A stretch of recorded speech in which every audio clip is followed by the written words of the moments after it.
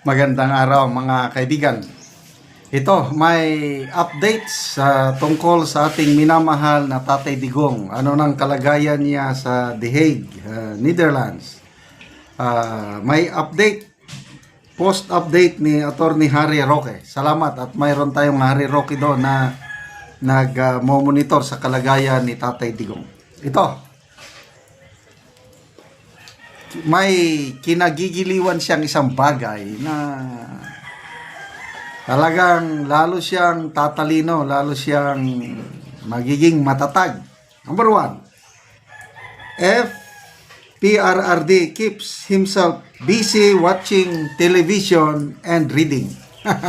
So at least hindi boring ang kanyang life. Kung TV, baka Netflix.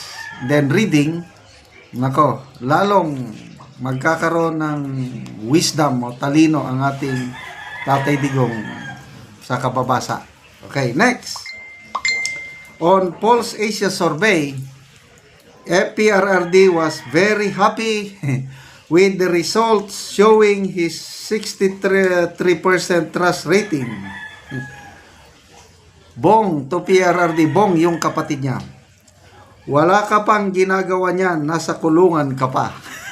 O nga, grabe ano? Ang laking sampal nito sa nakaupong presidente. Siya, trabaho ng trabaho, ginagawa niya ng lahat na makakaya niya. Tapos, ang nakuha niya is highest 42% distrust rating. Ang taas ng distrust sa presidente ngayon. Kumpara kay BP Sara, 25% lang ang distrust rating niya. Si Tatay Digong, 17%. Baliktarin natin. Sa trust rating, 63% si Tatay Digong, 50% kay BP Sara, 39% lang ang sitting president. Tinanong siya ng media, ang presidente, bakit ganyan? Sabi niya, hindi naman nasusukat ang performance ng isang tao sa isang survey lang. Ibig sabihin, tinasantabi na, binabaliwan na yung survey. Ganyan naman Pag ang resulta ng survey hindi pabor sa kanila, wala lang. Kailan kung pabor, tuwan-tuwa. So, expect natin ito Tangery Survey and Okta Research. Wag na kayong magtaka, may lalabas na survey results nitong dalawa na magpapakita na ang taas ng rating ng Pangulong Marcos Jr. Expected na yan. Okay, next. PRRD was very happy of the May 24 Filipino gathering at The Hague. Ayun, basta nandun si Senator Robin Padilla, nandun si Attorney Roque, maraming nagsalita na nakakapanood ako sa Facebook Reel, yung gathering. Masaya nga. Ito, nakakatuwa. FPRRD asked his brother Bong to buy him corduroy pants. Kayong mga bata-bata pa, hindi nyo na alam ang corduroy. Ako, I think high school ako noon. Paborito ko itong corduroy pants. Medyo malambot na stretchable. Ngayon, wala na akong nakikitang corduroy.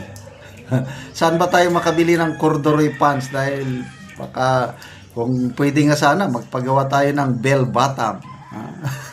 Yan yung mga uso ng kapanahuan na natin. Yung mga kaedad ko, senior citizen nakakatawa itong Tatay Digong natin. Hindi niya nakakalimutan yung corduroy pants. Okay, dalawa na lang. Ito. FPRRD's youngest brother, Bong, informed the former president that BP Inday Sara is coming to The Hague. Actually, nakarating na, nandun na sa The Hague ang BP Sara. Kasama si Senator Amy. I think bukas pa. May 30, bukas Yon ang scheduled meeting niya with PRRD, BBC Time. I don't know kung makakasama ba si Senator Amy sa loob. Baka hindi, di sa labas na lang.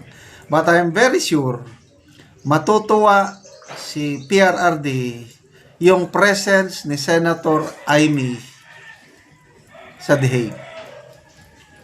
Dito mo makikita yung pakikipagkaibigan ni Senator Amy sa mga Dutertes. Grabe yung pagpasalamat niya sa nung proclamation rally ni Senator Amy. Talagang special mention niya si Tatay Digong natin na hindi ako mananalo kung hindi dahil sa kay PRRD at kung hindi dahil sa kanyang anak na si BP Sara.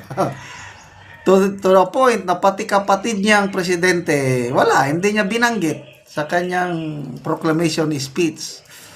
Nung tinanong siya ng media, sabi niya, wala, basta nakalimutan ko lang. Wala din itong Senator Amy. May pagka-alaskador din, kung nakalimutan lang daw ang kapatid. And then, ito na, yung medyo malungkot. Nalungkot ang ating Tatay Digong. PRRD felt sad after having been informed of the demise of Freddy Aguilar. Nakakaiyak yung yung kanta ni Freddy Aguilar nung sa loob ng Malacanang, yung umupo na si Pangulong Duterte. Grabe, sinave ko na yan. Ilang beses ko na yung narinig yung awit na yun. Hindi ko lang pwedeng ma-play dito dahil baka ma-copyright tayo. Panahon na para sa pagbabago, kay Digong tayo. Ganun, no? Para maalis ang korupsyon. Talagang lahat ng kataga sa kantang iyon is really very sincere. It speaks about our Tatay Digong. At sayang, pumanaw na si Freddy Aguilar, but his songs remains in our hearts. So rest in peace, Freddy Aguilar. Okay, so yun po ang mga update. Magbasa lang tayo sa mga comments. Nads Alarba, miss ka na namin, Tatay Digong. Yes, miss na. Sharon Rosel, we're happy to know he's in good spirits. We're always praying for you, Tatay Digong. Love Lynn, sabi niya, thank you po for the updates. Mabuhay po kayo. Ram Lindit, so happy to hear he is now watching TV again dahil ayaw na niyang gawin ang mga ito. We will continue to pray na makabawi ka na, Tatay. Yes, sign of kwan na yan sign of recovery, sign of naka-adapt na sa environment ni Tatay Digong dahil nag-i-enjoy na siyang manood ng TV at magbasa. Mabuhay po ang ating Tatay Digong. Kaya salamat mga kaibigan sa inyong pagsubaybay sa ating channel. Nakakatulong kayo ng malaki sa Tribong Talandig. Ang income sa channel na ito is pantulong sa tribo.